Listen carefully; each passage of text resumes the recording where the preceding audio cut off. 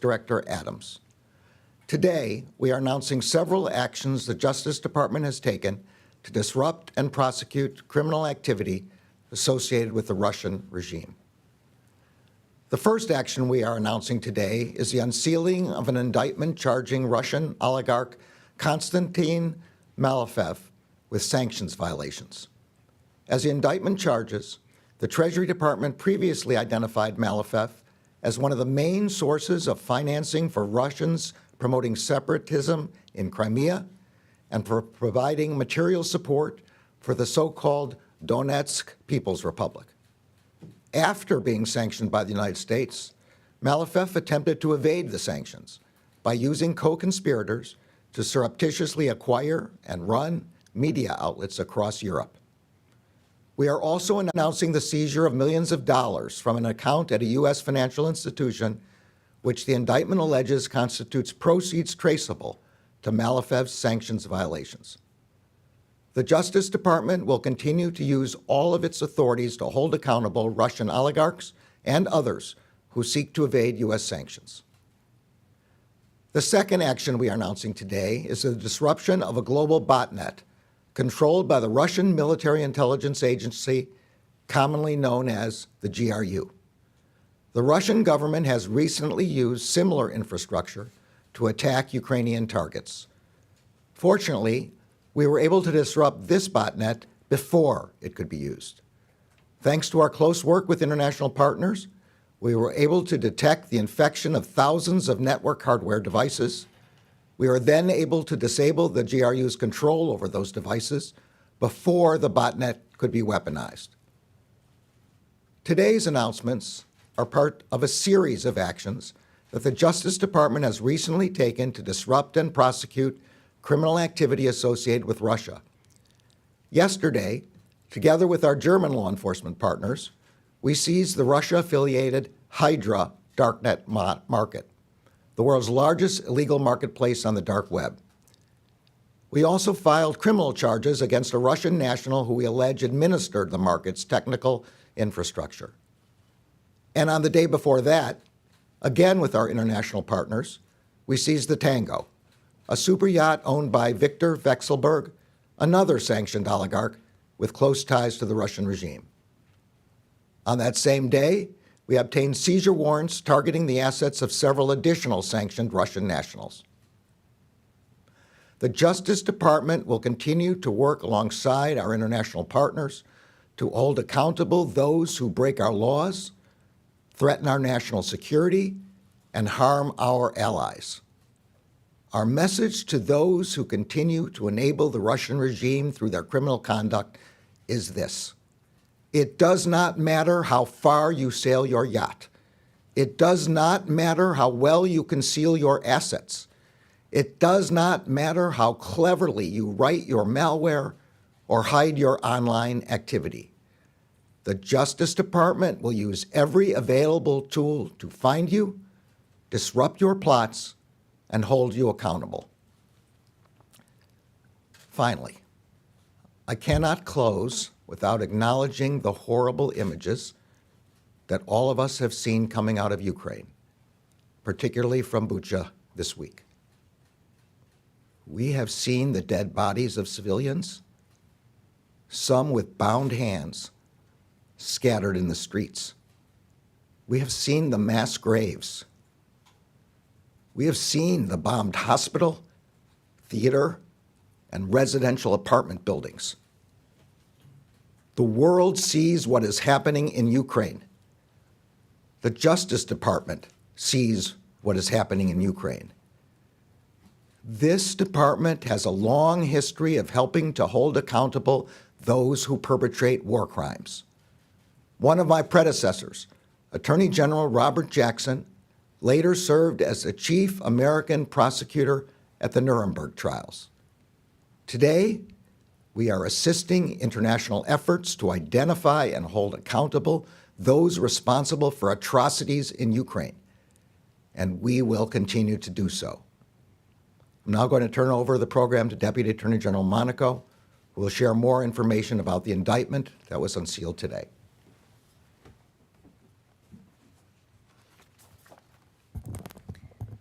Thank you, Mr. Attorney General, and good morning, everyone. Thank you all for joining us today. As the Attorney General said, we are here today because of actions the Department of Justice has taken today and in recent weeks, actions that make clear that the same Russian government struggling to defend its unprovoked and unjustified war in the Ukraine is also corrupt at its core. The world has watched with outrage as innocent Ukrainians continue to suffer at the hands of the Russian government, and for decades, the regime has been propped up by pervasive corruption. The corruption starts at the top with Vladimir Putin's oligarch cronies who earned billions of dollars by committing crimes, often at the expense of the Russian people.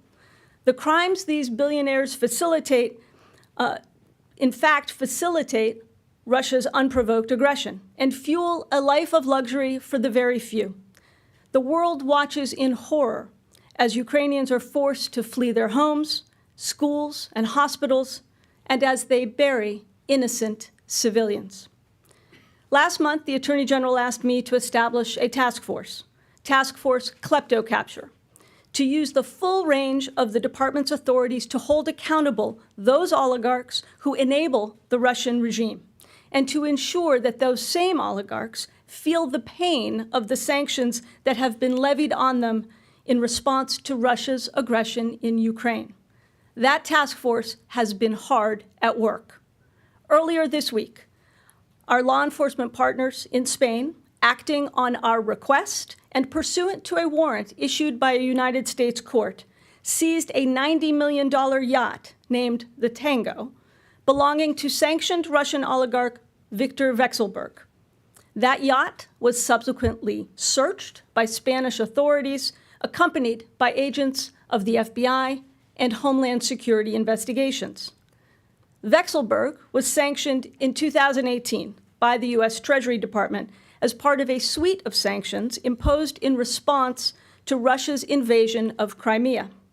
Mr. Vekselberg defied these sanctions to finance his luxury lifestyle, including making payments through U.S. banks for the support and maintenance of his yacht, a direct violation of the sanctions imposed on him.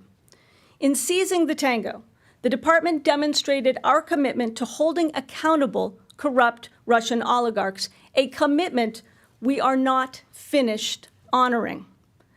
Today, charges have also been unsealed in the Southern District of New York against Konstantin Malofev, a Russian national and a Russian oligarch.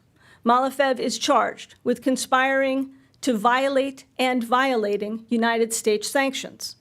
These are the first criminal charges brought by the Department of Justice against a Russian oligarch since Russia invaded Ukraine. Mr. Malofev was designated as a result of the Crimea sanctions, which forbade him from conducting financial transactions with United States persons or with property in the United States. In the years since he was sanctioned, Mr. Malofev is alleged to have flagrantly and repeatedly violated the sanctions imposed on him while attempting to establish media companies across Europe, media companies that would help spread pro-Kremlin misinformation. Mr. Malofev further violated U.S. sanctions in a scheme to transfer shares he owned in a Texas bank to a business associate in 2015. Today, in addition to the criminal charges filed against Mr. Malofev, we have seized that multi-million-dollar investment. While the oligarchs provide some of the most ostentatious displays of Russian illicit finance, they are not the only ones whose financial misconduct is tied to Russia. Yesterday, the Department of Justice disrupted the Hydra market, the world's largest and longest-running darknet marketplace. At the same time, the Department of Justice brought criminal charges against Dmitry Pavlov, a resident of Russia, for his role in operating and administering the servers used to run Hydra. Our partners at the German Federal Criminal Police played a critical role in this operation and seized over $25 million in Bitcoin from Hydra. And our partners at the Treasury Department announced sanctions on the cryptocurrency exchanges believed to have facilitated many of Hydra's transactions. As alleged, Hydra enabled users in mainly Russian-speaking countries to buy and sell a staggering variety of illicit goods and services, including illegal drugs, stolen financial information, fraudulent passports, and even hacking tools and hacking services. Transactions on Hydra were conducted in cryptocurrency, and last year, Hydra alone accounted for an estimated 80% of all darknet market-related cryptocurrency transactions. Since 2015, the marketplace has received approximately $5.2 billion in cryptocurrency. Let me say that again. Hydra alone accounted for an estimated 80% of all darknet market transactions, more than $5 billion in cryptocurrency. Working side by side with our German partners, whose assistance was critical to our efforts, as well as our law enforcement partners at the IRS and the U.S. Postal Inspection Service here at home, the DEA and the FBI have ensured that cryptocurrency can no longer be used by these criminals to fuel their crimes. Taken together, these actions make clear that those who violate our laws should expect to face justice. As Russia and its aggression continues, we have our eyes on every yacht and jet. We have our eyes on every piece of art and real estate purchased with dirty money, and on every Bitcoin wallet filled with proceeds of theft and other crimes. Together with our partners around the world, our goal is to ensure that sanctioned Russian oligarchs and cybercriminals will not find safe haven. And now I'll turn it over to Director Wray to discuss another tool employed by the FBI to address Russia's aggression.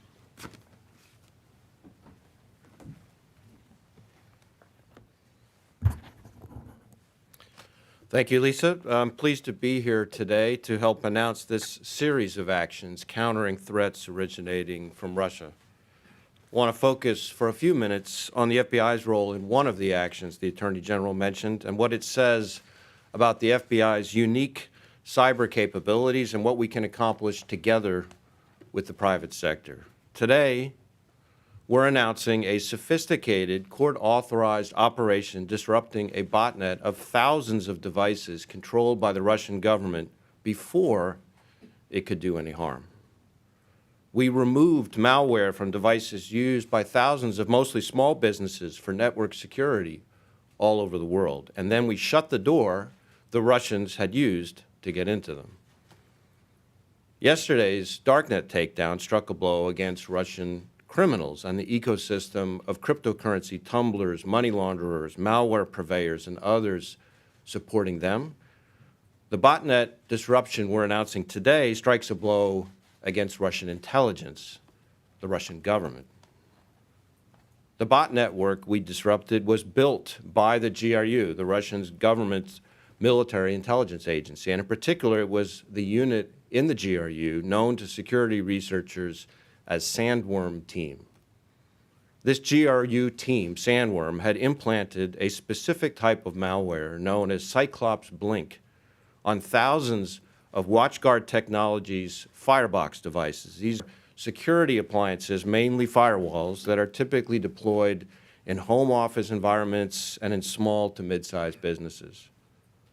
Sandworm strung them together to use their computing power in a way that would obfuscate who was really running the network, to let them then launch malware or to orchestrate distributed denial of service attacks like the GRU has already used to attack Ukraine.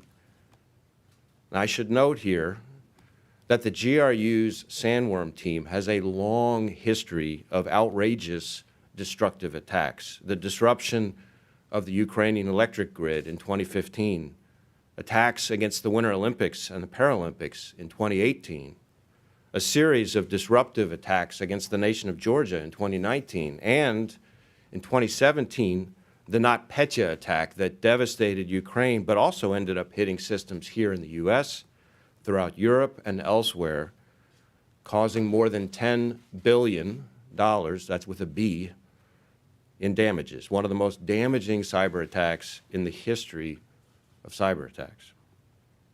With the court-authorized operations we're announcing today, we've disrupted this botnet before it could be used.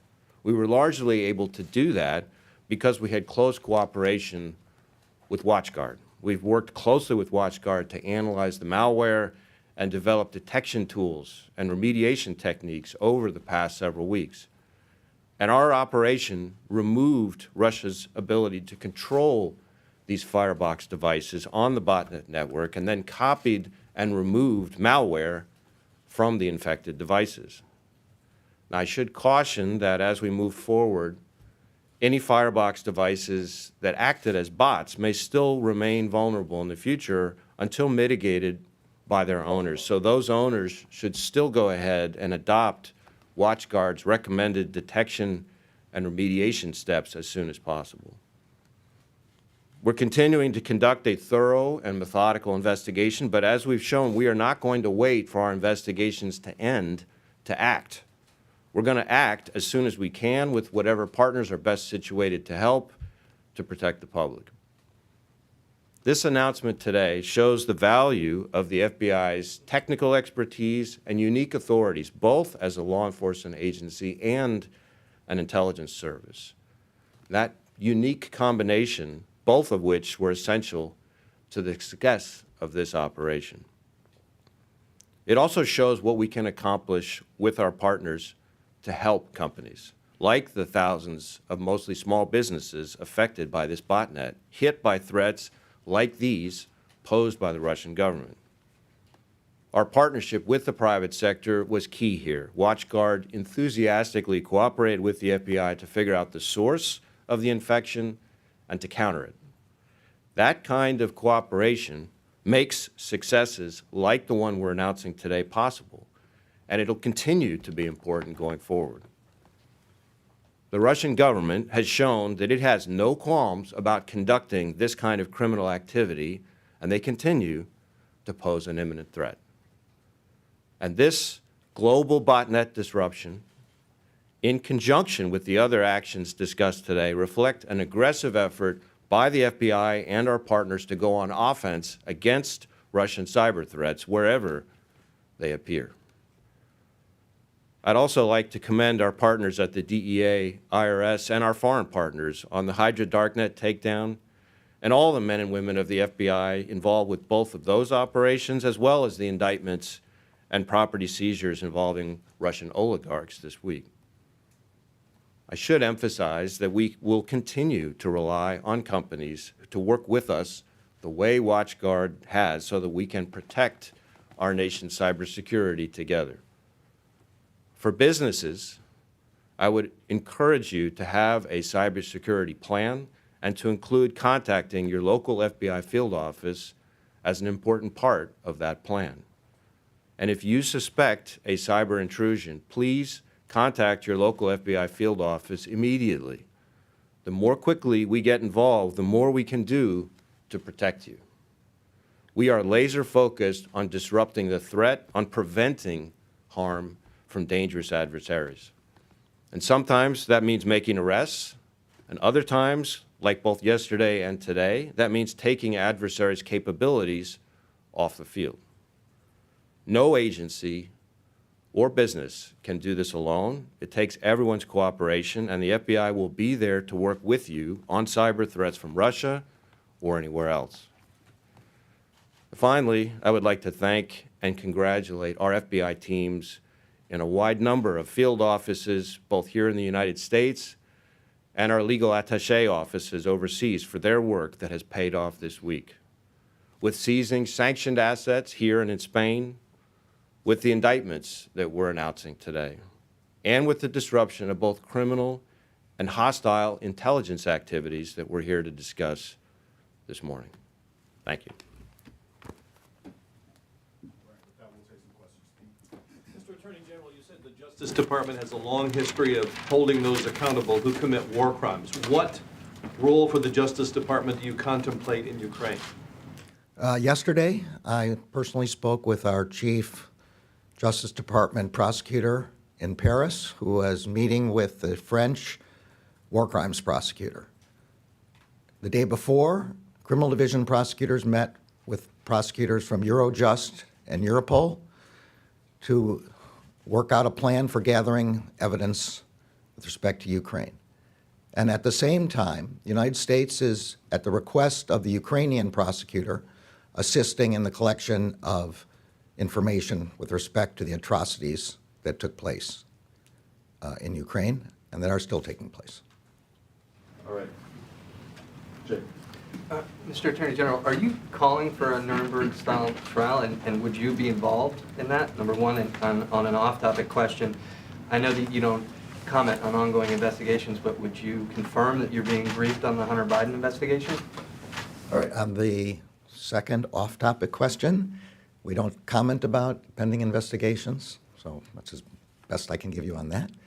On the former, I'm not calling for anything at this time. Now we're in the collection of evidence stage, and that's what we're doing. We're helping our European partners and our Ukrainian partners and our partners across the United States government, including particularly the Department of State, to collect the information on the atrocities that we have all seen in both photographs and video footage over this week. I can't help but pain every one of us to watch that, but that's what we will be doing, collecting that information for purposes of investigation. The announcement today is about sanctions dating back to actions that happened in 2014. Does the Justice Department need to move faster to make these sanctions matter in what's happening in Ukraine today? Do you need or want more authority in some fashion to move faster on sanctions?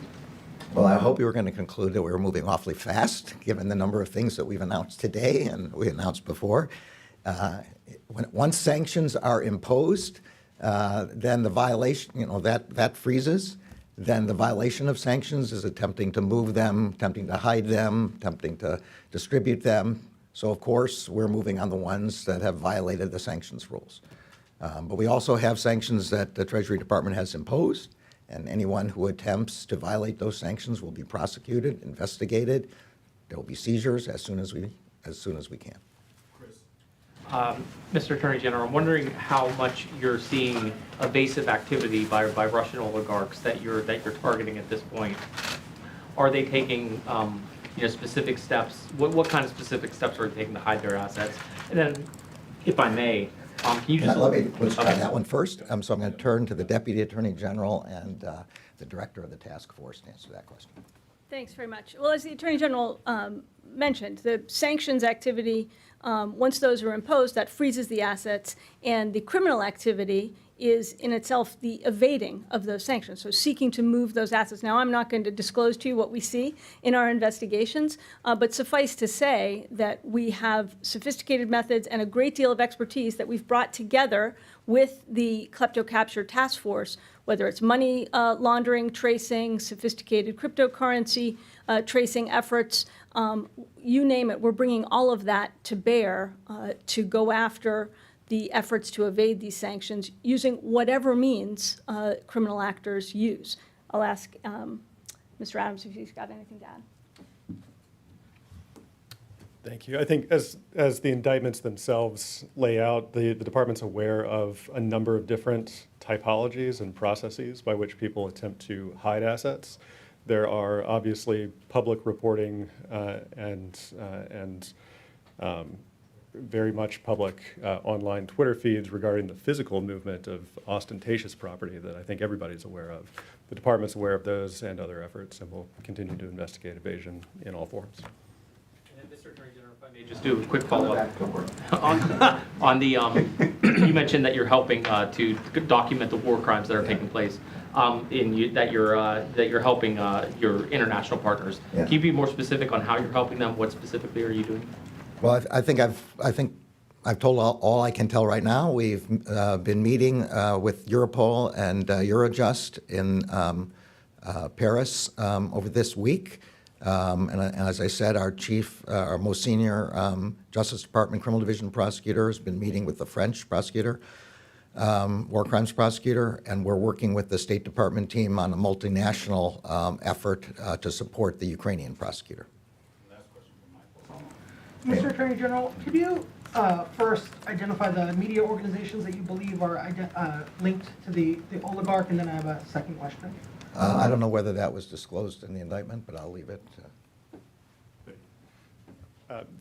The specific names are not disclosed in the indictment. Mr. Malofiev is obviously a public personality, and you'll find plenty of information of him on open source.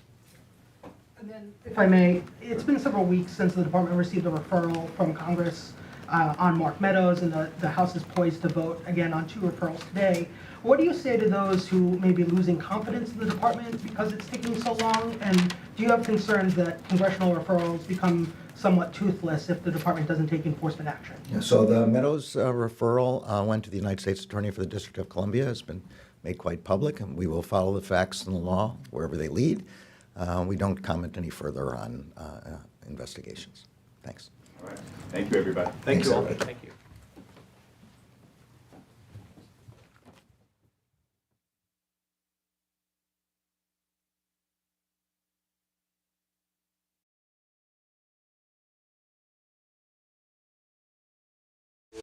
An original CBS Reports documentary. Some Republicans are now accusing companies like Twitter and Facebook of targeting conservatives. They've had unchecked power to censor.